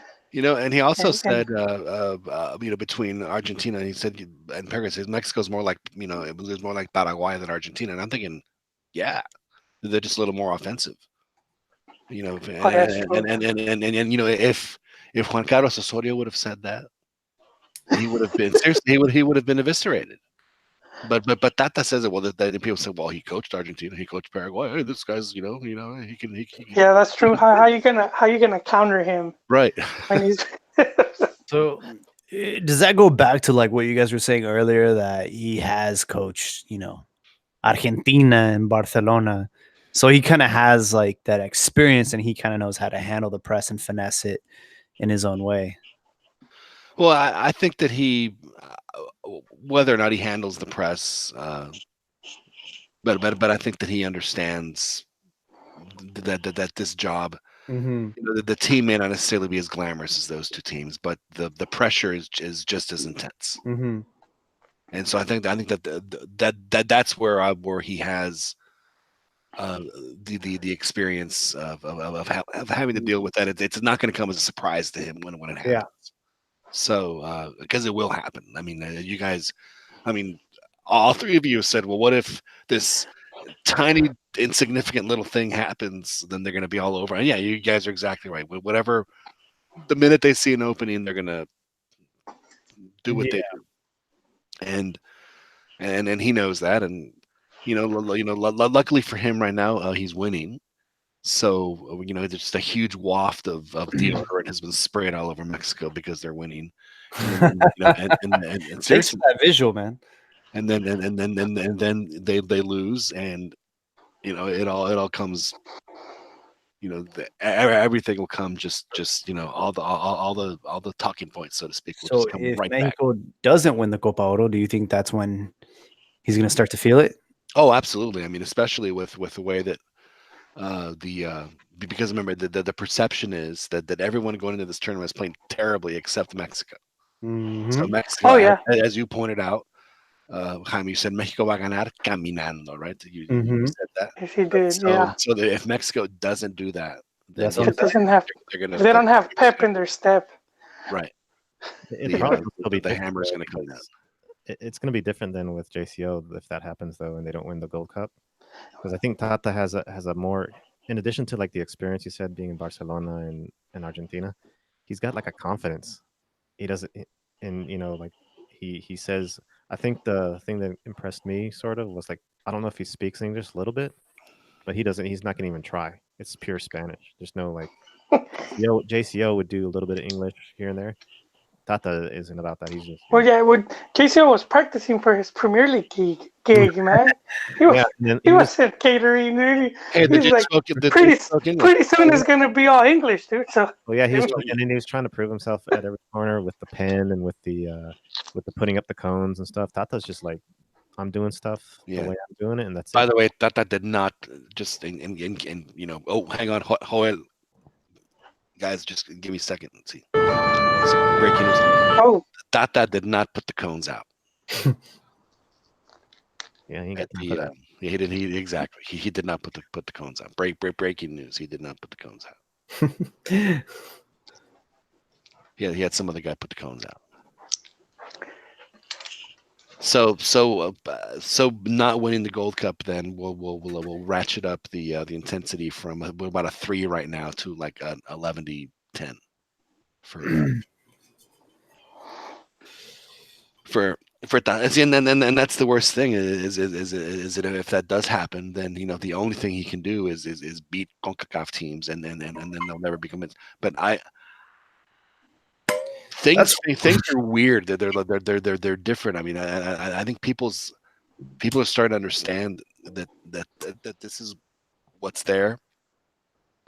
So I mean, of course, That's why when you said 8 years, I started laughing, man, because I just know my people too well. I understand. But I mean, the reality is if they're not thinking 8 years, then what on earth are they good for if they don't have an 8-year plan, especially considering what's happened in 8 years? no, and that also has been a goal for the Federación, to try to have a coach and do a whole 2 cycles, and they've been talking about that since around the time Hugo Sanchez got elected. How they wanted him to. I think Hugo was talking about 3. He said, "I need 12 years, and you'll be champions." But from Federativos, I don't even know that's a word. You know what Hugo can do after 2022, and it's see, I told y'all if y'all would have hired me, we would be champions right now. They will be, It's y'all's fault. yeah, no, but they've been trying to do that, and they did hold on to some of the coaches longer than so La Volpe was the first one to do the whole cycle, Right. and he had failed at the Olympics, couldn't get past the group stage. He couldn't win the Gold Cup outside of Mexico. He got shellacked in the Copa America. Shellacked. Yeah, That was the but most upsetting one. Out of all of those, that game to me, out of the whole La Volpe era, was the one that was the most upsetting. The Brazil game? Yeah. That should have never happened the way it did. Dude, Adriano was the truth, man. No, they played Brazil in that tournament before and done very well. That should have never happened. That was he got it wrong. Kind of like the 7-0 against Chile. That should have never happened either. But shit happens, man. Yeah, but see, we could see some of the trends here where they held on to some of these coaches where normally they would have sacked other coaches once they saw a result they didn't like. And I forgot who the interview was with. I think it was De La Torre, not Nestor. Rafael, no, was it? Who was the other? The fact that you can't get Chayo de la Torres. What was the dude that was at? Was he at Atlas? I haven't had my beer. That's like my spinach. It helps me remember stuff. I'm like Alfredo Jimenez. He says, "I drink to remember," instead of to forget. But he was talking about, it was one of the Federativos from FMF, and he was talking about how they wanted to sack La Volpe, and they had given him. So he said he managed to be like, okay, let's wait until the first game of the Hex. So they said, okay, and it was the away game against Costa Rica. It ended up being the Gio and Cuauhtemoc show. And they think they won, like, what was it, like 3-0? No. That was, you're getting your I'm mixing them again. Your impressive victories at Saprissa mixed up. No, this was the 2-1 game where Jimmy Lozano scored 2 really good goals, like 5 minutes apart. Okay. In the first half. But that was the first game, of the Hex. Right. Okay, so he had that. If he would have lost, or if the result wouldn't have been good, they were going to sack him. But he managed to start with the right foot. And then after that, the team just, they had no problems. Well, they actually did. Caminando. Go ahead, but if you remember, we kind of thought the same thing about Osorio. Was that if he loses that first game against the Gringos and the Hex, and he was gone, Oh, that's and true. he kept winning. He kept winning. So yeah, that was true. But I mean, they went a bit further than other coaches. You know, they were from La Puente got sacked after a Gold Cup, which is like really this guy gave you a really good World Cup. He won you a Confederations, and you're sacking him over just a poor Gold Cup result. And it Right. just didn't make sense. Same with Hugo. He gave you one of the best Copa Americas ever for Mexico. Still holds the record for most goals scored. And you're sacking him over and what? Because the under 23 didn't qualify. Like would you really? refresh my memory, Joel? Who Mexico beat Paraguay? I think it was in the quarterfinals of Yes. 2007. Was, Who was coaching Paraguay in 2007? it was good. It's Tata, man. Was he? It was. Yeah. Oh wow. Yeah. Hugo lay it to smack it down it on him. That's right. Muy triste, ¿no? The way I see it is, all right, you want to do the 8-year proceso, that's fine. But you need to tell the fans from day one, hey, this guy, he's gonna stay around for 8 years. So get used to him. We're not gonna listen to you. You know, like you tell the fans, like, yo, he's here for the long haul. And you know that was, and you need to support him, and you need to support this team, and you guys need to stop bitching. And I think that's like how you have, like, if you want this to last 8 years, you have to set those expectations from the get-go. Because if you let them out to the hyenas, we're just gonna destroy him. You know, so it's like you gotta let them know, like, yo, we believe in this guy, we trust this guy, and he's gonna be around for 8 years. So get used to it. Take a photo. He's not going anywhere. that's a good. I agree. We don't have a directivo that to do just that, you know. But they've been kind of like doing it in their own way, which is for me it's a big reason they kept Osorio past that the 7-0, and they still wanted him to stay after the World Cup. But I mean, so many stuff had went wrong that I think it worked against them. And then seeing how some of the players didn't really work convinced with him. Well, I think that too, man. If you have two of your biggest iconic players, anybody was convinced with him. Not even when they beat Germany. Come on, man. That was a big victory. It was, but it's not something Mexico wasn't capable of. I mean, I think we were knocking at that door. After they beat Germany, 4 more years. 4 more years. Wait. You know what? Getting a good result in group stage is not something for Mex to celebrate, because I think Mex is past that. I celebrate when we get a result in the knockouts. Well, you're gonna be waiting a long time, my friend. You never know, man. So you get the teams at the right moment. I mean, you know, because we've seen Bulgaria, we've seen Turkey, what was it? South Korea. We've seen some of these teams win. Get all the way to semifinals, and then that's not it. Those aren't good examples. Like 2002 was like the most corrupted, like match fixed World Cup I've ever seen, and I was only 12, so, and I still knew that shit. ¿Qué, los coreanos en los semis? Come on. You know what always cracks me up about people that bring that up is how many times Spain missed just gigantic chances, and somehow it was the referees that gave Spain that victory. That's what I remember about that game. Yeah. And same thing with Italy. Oh, how could they did, like, I remember how many, I think was it Christian Vieri, just all by himself and just kicks it in it. So it always cracks me up that people bring that up. And I think even ESPN Deportes once did a promo with Jose Ramon talking about how he knew the game was corrupt and was just laughing about it. And they did a whole promo about how Jose Ramon knew that the game was fixed. It was like, wow, that's just that's kind of a crazy culture we would live in when that's what we're celebrating about our pundit. Well, I mean, Mexico's a very corrupt country, man. So it's gonna be the first stop we go to. It ain't the only one. Yeah, I know. Yeah, for sure. So I'll give, all right. So this Tata honeymoon phase, I'll say it's gonna last a while until shit gets her in the Copa Oro. But How sad what a sad statement that is for in this 21st century that It shouldn't matter though. if the Like, shit's gonna get real in the Copa Oro is gonna be like the threshold we're now gonna hold for a Mexican coach. but I don't think it should matter too much. Like, who care if I'm the federation or even the coach and the players? Like, who cares if the fans or the press are starting to boo and hiss and hate or ask questions and doubt?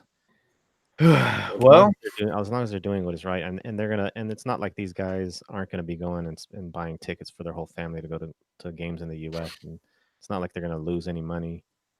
As long as they have confidence in the coach and the players have confidence in the coach, and there's no severe danger of being eliminated out of some qualifying or anything, then lose the Gold Cup. It's no Exactly. deal.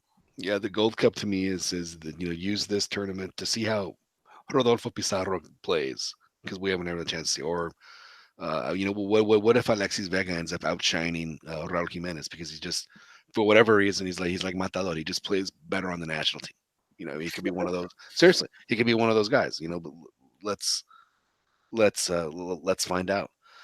For Mexico, the coaches should be judged on one thing and one thing only moving forward, and then that's how are they going to do in the World Cup?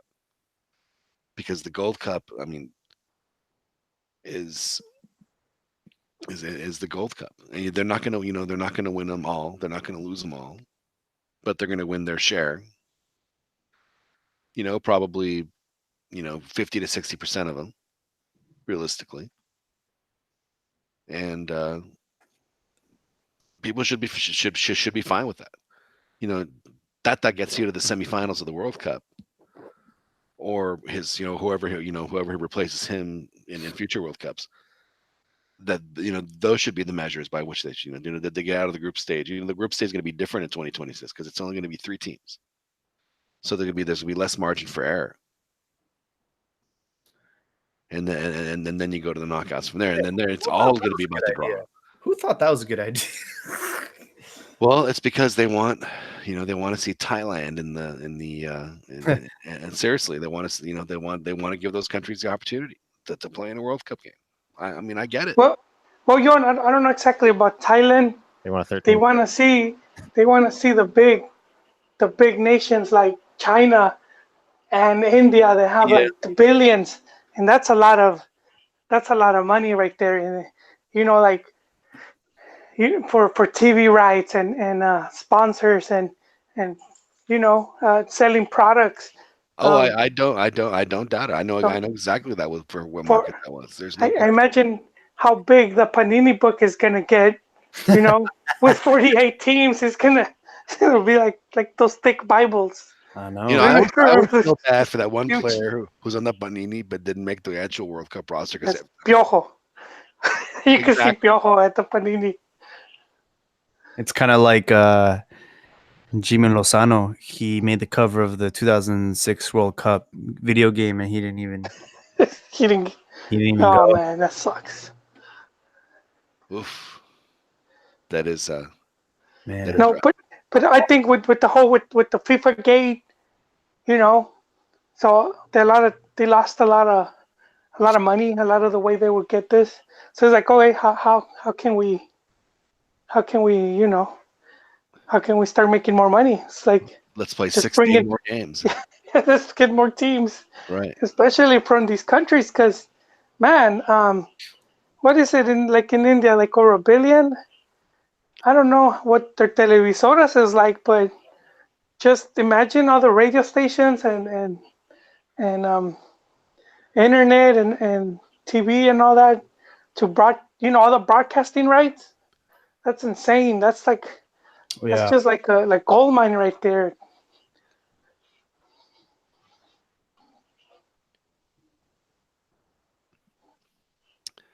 Exactly. So it's just gonna be a different vibe with. And look, and then John, I'm gonna bring it around. Uh-oh. So like even India brought they even started their league, the India Super League. Uli Not too Davila long played ago. there. Yes, So are you and he's Joel? who's at Chivas right now. Are you He's back calling at Chivas training. Are you calling it, Joel? India 2034? India 2034? Yeah, I do think depending, like I don't know what's going on over there. I don't keep I track. wouldn't be surprised But if yeah, they host. Well, China before India. Yeah. yeah, I would say that. I would say they would. But I mean, if these teams get to play a World Cup at least, similar to how the U.S. They played in '90, and they host '94. Right.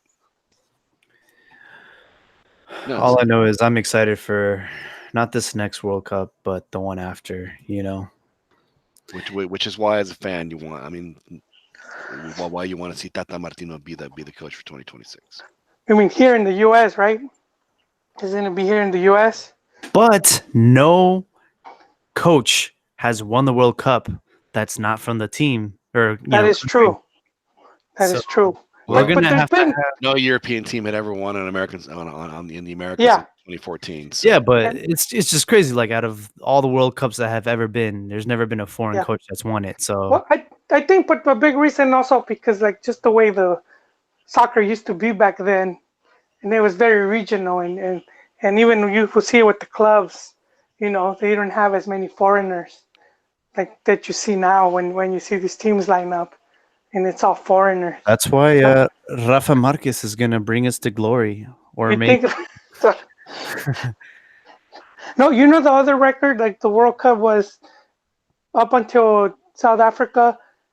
The host nation had always managed to qualify to the second round, and that South Africa became the first team to not be able to do that. Mm-hmm. That's And we right. were in that group. Should have qualified coming first without any question. All right, gentlemen, let's Joel. We have to, before we wrap it up here, talk Yeah. about some Stufa. some estufa. Joel, I have to ask you. It sounds like Chivas fans were lined up. They were they were ready to see Vicente come down the stairs and give you the with the news of everything else. But it seems like Joel, the news lately has been. Oh yeah, man. So what is going on? What is going on? What is going on with the Rebaño, Joel? Poor management. I don't think Varela is that good at what he does, and Higuera's always been too dependent on Grupo Pachuca. If you look at Higuera's like his biggest coups, when he's bringing his top players, they're all been from Grupo Pachuca, and I think he's too reliant on them, and they're not being so cooperative right now. They're like, give us JJ Mack on discount, and he's like, no, he's like, they're like little kids with the baseball cards. I'll Basically. give you this one and this one for your rookie card, and it's like, yeah, no, I want this. So, yeah, the team is having a very difficult time trying to bring in players, and they've gone to bringing back players that they already had. Toño Rodriguez, goalkeeper. Alanis, I think he just got announced. Alanis, yeah, he just today. And Davila, who's on, he's on the. So the announcements were they were bringing players that that played and failed at Chivas. It's bad, and now they're going to try when it's bad when we're announcing refuerzos that basically are just coming back from loans and shit. Like Toño's coming back from loan, but we signed him. Alanis failed and he left as a free agent, and now he's back. And Davila, who unfortunately we just sold him to Chelsea because it was Chelsea, but the he had rumor was Jurgen Damm, which isn't even true. And No, I've been hearing Jurgen Damm. I've been hearing Torres Nilo. I've been hearing a few rumors out there. Jurgen Damm apparently is one of the highest paid players in Liga MX, according to the wow, which is crazy. Damn, he has a good agent. Yes, he does. Him and Ochoa need to swap agents, man. Yeah, Ochoa has one of the worst ones. So I think that's what Chivas is, just having a front office that is pretty clueless. You get us new at this. Even Mariano Varela doesn't have much experience as GM. What about Amaury Vergara? I mean, he wanted to do movies. That was his thing. Yeah. He wanted to be. So he didn't want to be there. He wanted to bring back the sexy comedias of the 80s, man. Wait, is that why Chivas made a movie of their championship? Yeah, dude. Remember Vergara had that one. They financed some movies. What was it? Y tu mamá también. Right. And they had been trying to finance movies, but that's what his passion is with filmmaking. So yeah, I wouldn't be surprised that whole Chiva movie had a lot to do with that, dude. Did they get into Chivas TV when they were talking about it in the movie? I still haven't seen it. I don't know if Jaime has seen the movie.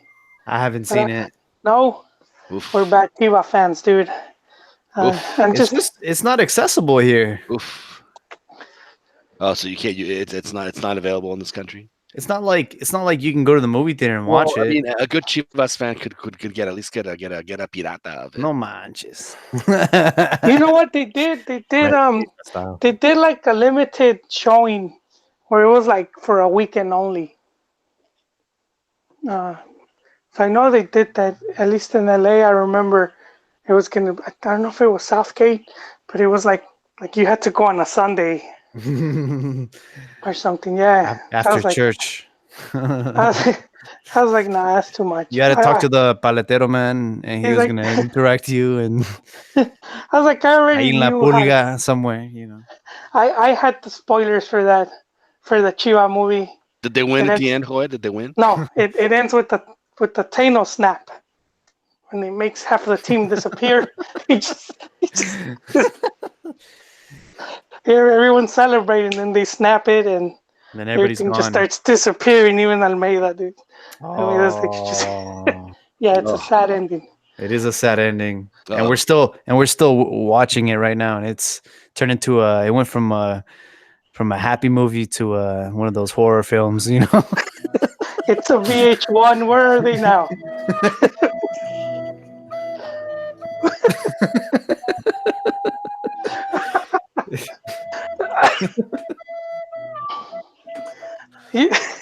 I was watching a video on Twitter. It was like I forgot where. It was in a mall somewhere in Mexico, and it started flooding, and the mall started in Guadalajara. Yeah, and there was like a band there, and they just stopped playing, and then they started playing Titanic. Snap. You know what? Despite the lack of quality refuerzos, I still think this team could do good. Not challenge for campeonato, but I think they could do good. There's some talent there, so I think they could fight for that coveted 8th place. I just want them to bring back Saldívar because he's not being used at Monterrey, and if Leon won, I never understood that move. That was yeah. Was he? Yeah, that move bit him in the ass. Was he taking Junior Swimming in a forbidden pool? I mean, was there a reason why? I think it's like it was part of the deal of getting what's his name, la concesión que tenemos Molina. I think that was part of the deal. It was like, let's get rid of a promising young striker for a 35-year-old has-been. Hey, but he helped, man. I'm sure he did. It was a loan. So Chivas sent Saldívar, and then they sent Madrigal in exchange. I forgot we even had that guy. And yeah, so he might be one of the biggest Mexicans I've ever seen in my life playing soccer.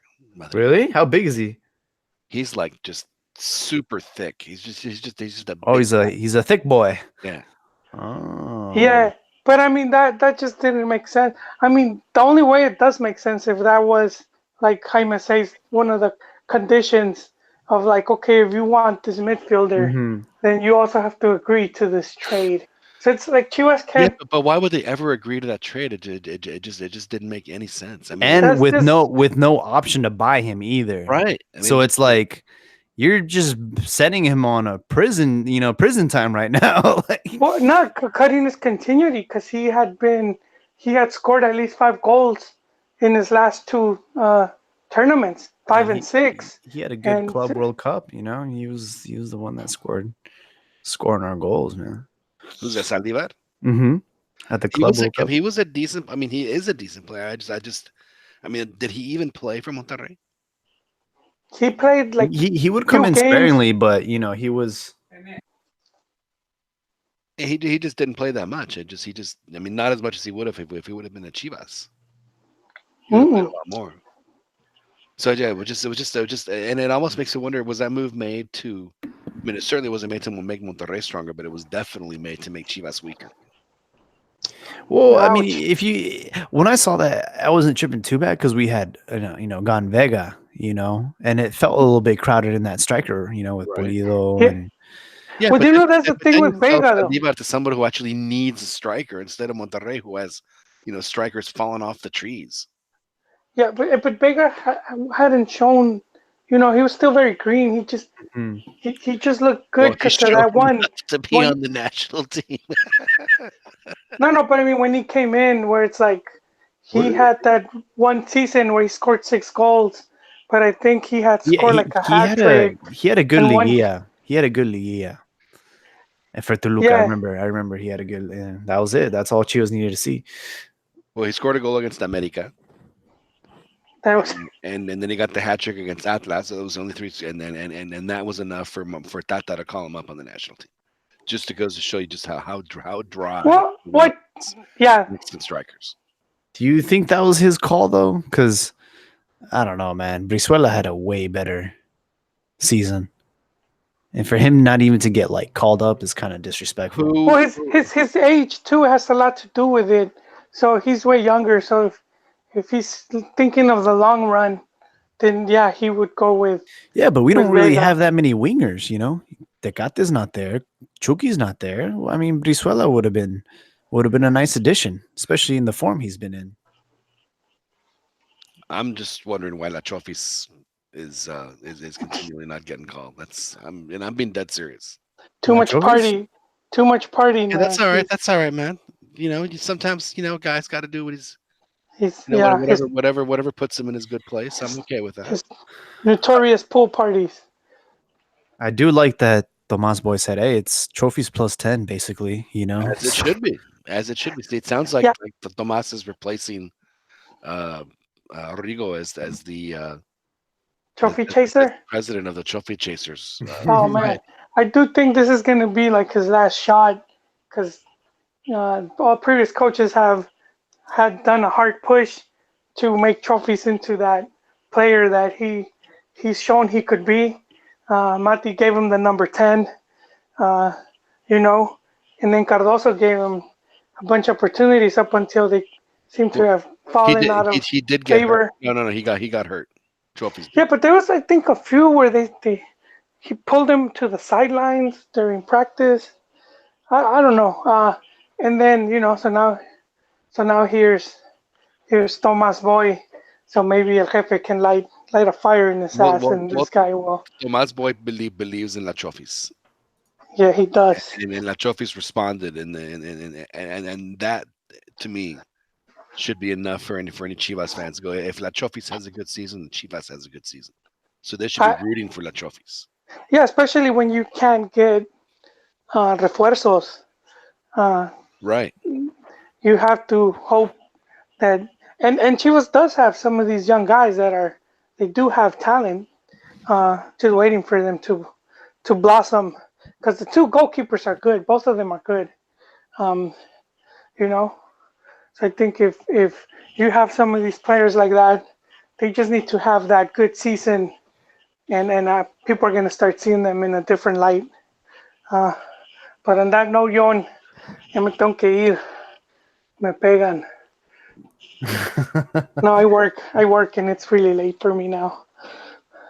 For sure. I got to go too because I have to get up early and drive up to Dallas myself tomorrow. So We will put an. I mean, I as we should, always with as to did any other teams make deals? Who knows?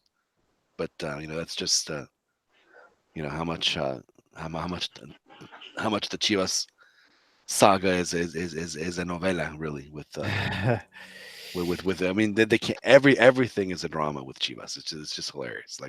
Whatever decisions are made or not made is just this endless parade of crisis after other. I just think we're It's broke. hilarious. Honestly, I think just what it comes down to is they're broke, man. Angelica, she you gotta get that prenup. If that's anything we should learn from Well, this. I Let's mean get that prenup. they got their front loaded TV contract and they went through the money and and then they're also paying. Rodolfo Pizarro is worth 3 million at the most, and they pay 20 million for the guy. I mean, it's just they overpay so much for if they want a star player, they just have to pay it through the nose, unless if they get him from Europe, because Europeans don't.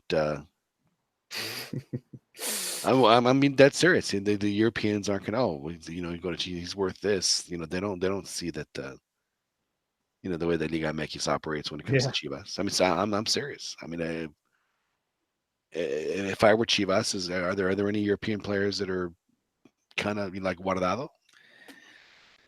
I mean, all the players that Although he probably wouldn't come to Chivas just for on principle, but Tigres will always be the one that poaches. right. As far as players that I would love to have at Chivas, if I could, if it was possible, Cesar Montes, that's one player that I would gladly love to Yeah, have. you would shell out the big bucks for him, but I think anybody would. Yeah, So we so need I defense. agree. Yeah, there's no question. And if I was to pick offensive players, it'd be Victor Guzman.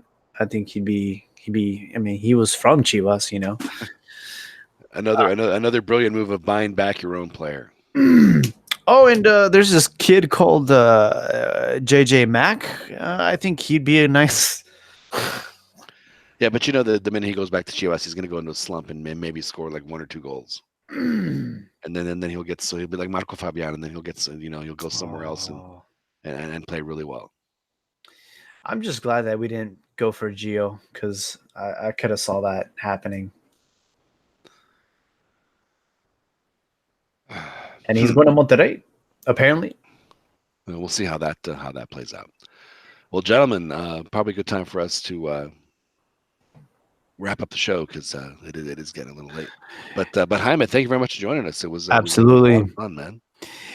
Like I said, Mexico ganando la Copa Oro, caminando. That All is my final thought. Chiquis, do you agree with Jaime before we wrap it up here? I wouldn't say caminando, but I think I think they'll take it. I do too. I think that they will win. I think that'll the excitement level will come up because it'll be the unproven players that'll get things done for them. But I do think it's going to be a little harder than people think, especially in the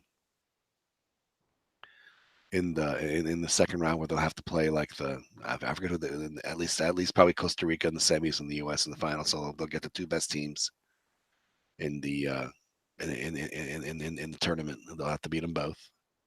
And I mean, it's not it's still Mexico and that's still CONCACAF, and it's not going to be they're not going to win 4-0, 5. They might be there, but it's not. There's no expectation that's going to happen. So, but I do think that they have stronger teams in both Mexico than both of the U.S. and Costa Rica. So they should be favored in both those.